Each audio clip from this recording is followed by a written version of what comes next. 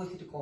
Το να πάμε σε κάποιον που μας γνωρίζει και απλά να του πούμε, ναι, αλλά θα είναι βοηθητικό, αλλά με έναν άλλο τρόπο.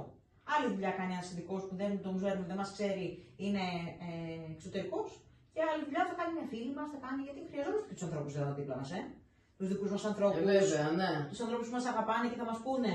Θα μας πούνε ότι ξέρεις τώρα εκεί, εγώ αυτό που βλέπω είναι. Να μας φωτίσουν μια πλευρά που εμείς δεν τη βλέπουμε. Κοίταξε να δεις, πάντοτε οι άνθρωποι που μας αγαπάνε φωτίζουν μια άλλη πλευρά του εαυτού μας, έτσι δεν είναι?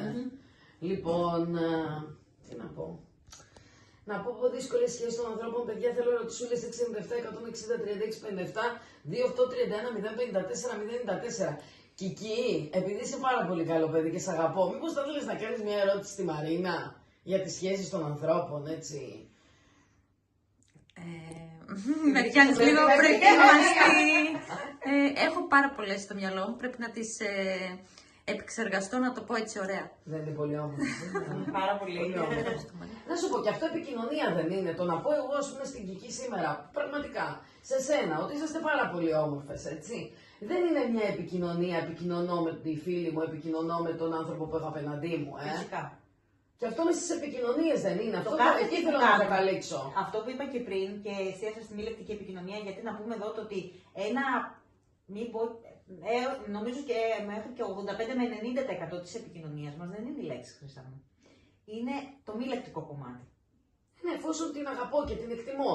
Έτσι, γιατί να μην της το δείξω με όποιο τρόπο μου βγαίνει ένα αυθόρμητα εκείνη τη στιγμή. Έτσι δεν είναι? Εγώ έτσι λειτουργώ σαν άνθρωπος. Και πολύ καλά κάνεις. Το χρειαζόμαστε. Τον καλό το λόγο το χρειαζόμαστε όλοι. Γιατί πολύ κριτική υπάρχει γύρω μας και πολύ. Κακή κριτική, βρε Μαρίνα. Είμαστε έτοιμοι με το δάχτυλο να επιδείξουμε τα λάθη του άλλου. Γιατί, παιδιά, δηλαδή πραγματικά γιατί? Επικοινωνήστε με τους ανθρώπους που έχετε δίπλα σας και απλά κάντε σωστά αυτό που κάνετε. Εγώ αυτό λέω κάθε μέρα. Κάντε σωστά αυτό που κάνετε και όταν το κάνεις σωστά δεν έχεις να αποφυθείς τίποτα. Η ζωή είναι μπροστά και όλα βγαίνουν, έτσι δεν είναι? Πολύ σωστά. Λοιπόν, 2, 8, 31, 054, 094, 697, 160, 36, 57. Θα πάρω χρόνο εγώ και θα πάω, να δεις σε λίγο θα έρθει και ο Παντελής ο Σπυριδάκης και θα σου κάνει ερωτήσεις. Θα πάω στο τραγούδι που ρώτησα εγώ πριν την αγαπημένη μου, ποιο τραγούδι της αρέσει, της Μαρίνας της Κρητικού. Μου είπε λοιπόν ότι δεν ξέρω, λέει, δεν ξέρω αν μπορούμε να τα ακούσουμε, λέει, αυτό το τραγούδι από την εκπομπή. Λέω βεβαίως. Είναι επιλογή σου και όλα τα τραγούδια τα ακούμε. Τέλεια. Λοιπόν, στο αφιερώνουμε με πολύ πολύ αγάπη, δεν φεύγεις. Όχι. Εντάξει. Εδώ παραμένω για λίγο ακόμα. Σε θέλω λίγο ακόμα. Πάμε.